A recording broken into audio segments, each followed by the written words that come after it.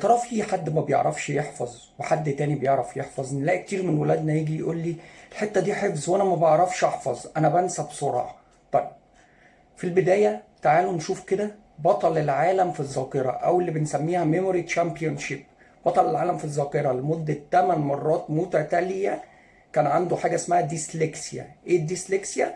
دي صعوبة في التعلم واسترجاع المعلومات، لكنه عن طريق تدريب الذاكرة قدر يبقى بطل العالم في الذاكرة 8 مرات. ده بعد ما سنه وصل 30، يعني طول فترة الدراسة كان عنده مشاكل لغاية ما اتخرج عنده مشاكل.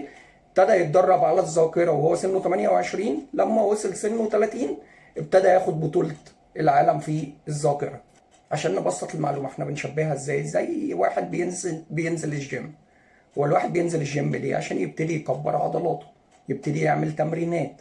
الذاكرة زي الجيم بالظبط، بس زي ما بعمل تمرينات للعضلة بعمل تمرينات لذاكرتي أو لمخي. الموضوع ده موضوع علمي بحت. بمعنى إيه؟ إن كل ما أقوي ذاكرتي أكتر عن طريق أبتدي أحفظ أسامي ناس، أحفظ أرقام تليفونات. ممكن واحد يقول لي طب وإيه أهمية ده؟ أهمية ده إن هو بيزود التواصل بين الخلايا العصبية بتاعة المخ، وبالتالي الذاكرة تبقى أقوى. حتى لو أنا سني كبير شوية او متخرج او انا محتاج ذاكرتي، لان في شباب صغير كتير يقول لك انا بنسى بسرعه جدا، انا ما بفتكرش الاسامي، ما بفتكرش الطرق. كل ده عشان انت مستسلم للامر الواقع. الطرق، ما انا معايا GPS، ارقام التليفونات ما هي متسجله على الموبايل، فده بيخلي الخلايا العصبيه التواصل اللي ما بينها يقل ويتبعدوا عن بعض، استرجاع المعلومات يقل، تبتدي سنك يوصل 50 وتدخل في امراض كتير من امراض الذاكره. طب الحل ايه؟ ان انا ابتدي امرن ذاكرتي. يبقى نمرة 1 تدريب الذاكرة. نمرة 2 ببعد عن المشتتات. ايه اكتر حاجة بتشتت اولادنا؟ السوشيال ميديا. طيب ده انا ابني ما يقدرش يبعد عن الموبايل والسوشيال ميديا. هنبتدي نقلل تدريجي، احنا في دراسة كده كده.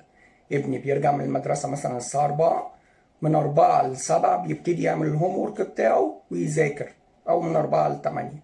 من 8 ل 10 سوشيال ميديا، وبعد كده الساعة 11 يبتدي يدخل ينام. ولازم افصل بين السوشيال ميديا والنوم على الاقل ساعة، لانه لو ما فصلش الساعة ديت هيدخل على السرير ومش هيعرف ينام كويس، وهيبقى نومه متقطع، وده هيأثر عليه في اليوم الدراسي التاني. يبقى بقدر الامكان نبعد ولادنا عن المشتتات. وبالمناسبة الناس اللي بتودي ولادها تمارين، التمارين حاجة كويسة مش وحشة، لكن في الصيف ممكن انزله كل يوم. لكن في الدراسة لو ابني مش مجهز او مش بهيئه ان هو يبقى بطل اولمبي، حاجة كده زي هنا جودة، ملهاش لازمة ابهدل ابني واحط ستريس اضافي عليه وانزله كل يوم تمارين. كفاية مرتين في الاسبوع، يوم الاجازة ويوم كمان. اكتر من كده حرام عليا. انا بطالبه بالتمارين، وطالبه ان هو يكون شاطر، وطالبه ان هو يركز في المدرسة. كده كتير قوي على الاطفال وحمل كبير قوي عليهم. نمرة 3 ان انا ابتدي اطور طرق جديدة للحفظ. عندنا اقوى انواع الذاكرة هي الفيجوال ميموري او الذاكرة المرئية. بمعنى انا لو حطيت ورق كده قدام الولد وقعدت يقراه بعينيه، وحتى لو كتبه ممكن ما يفتكرهوش، لكن لو حكيت له في اطار حكاية وقعد يتخيل المعلومة هيفتكرها. بمعنى مثلا اقول مثال بسيط قوي قوي قوي قوي. عاصمة المغرب هي الرباط. طيب هقول له تخيل كده علم المغرب وحواليه رباط، عمره ما هينسى ان عاصمة المغرب الرباط. حاجة زي جدول مندليف بيدرسوه في تانية اعدادي، تلاقي مميزات وعيوب جدول مندليف الطلبة دايما ينسوه. ليه؟ عشان الجدول ده مش مرسوم قدامهم.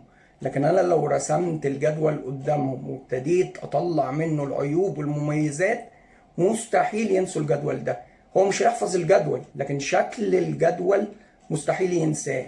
بمعنى من ضمن مميزات جدول مندليف، ادي مثال بسيط يعني، ان مندليف ساب فراغات او سيلز فاضيه عشان لو اكتشفوا عناصر جديده. طب لو انا راسم جدول قدامه وفي اماكن فاضيه، عمره ما هينسى الميزه دي. ان مندليف صلح الوزن الذري لبعض العناصر. طب انا لو عملت له عنصر بوزن ذري وشطبت عليه وقلت له ده صلحه وبقى الوزن الذري الجديد كذا، مستحيل ينساه. يبقى ده اللي بتكلم عليه الفيجوال ميموري. يبقى دايما الفيجوال ميموري اقوى نتخيل المكتوب على شكل حكاية، تفرق جدا جدا معانا. نمرة 4 والأخيرة استرجاع المعلومة. حطوها قاعدة إن أنا بعد ما أذاكر أي درس بعد أسبوع بوصل ل 80 أو 70%، و30% بنساهم.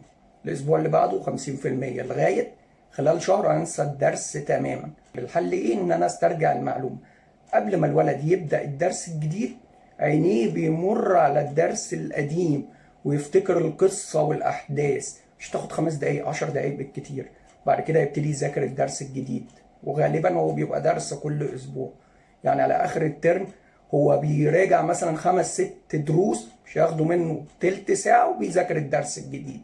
الموضوع ده مهم جدا جدا جدا. وعلى فكرة اللي قلته ده أسرار الطلبة الشاطرة أو الطلبة المتفوقة، لأن أنا مقتنع مفيش طالب ذكي وطالب غبي. في طالب بيبذل مجهود وبيطور من نفسه، وفي طالب بيقرر إن هو يفضل محلك سر.